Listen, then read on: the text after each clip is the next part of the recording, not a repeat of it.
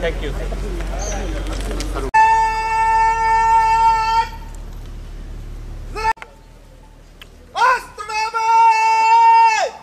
দিনাজপুরের হাকিমপুর মহিলা কলেজের আয়োজনে সৈয়দ জাফর আহমেদ ও তাফসিরুন্নেসা মেমোরিয়াল স্কলারশিপ ফান্ডের অর্থায়নে দরিদ্র ও মেধাবী শিক্ষার্থীদের বৃত্তি প্রদান অনুষ্ঠান অনুষ্ঠিত হয়।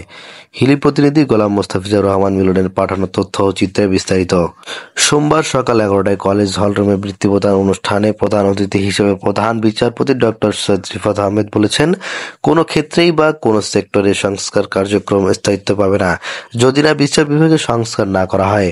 বিচার বিভাগের সংস্কার কথাটা এখন সংস্কারের প্রতিশব্দ হয়ে গেছে।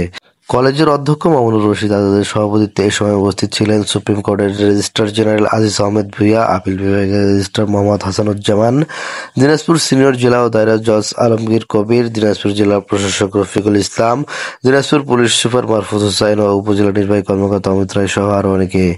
শেষে কলেজের 10 জন মেধাবী শিক্ষার্থীদের মাঝে শিক্ষাবৃত্তি প্রদান করেন প্রধান বিচারপতি ডক্টর সৈয়দ রিফাত আহমেদ।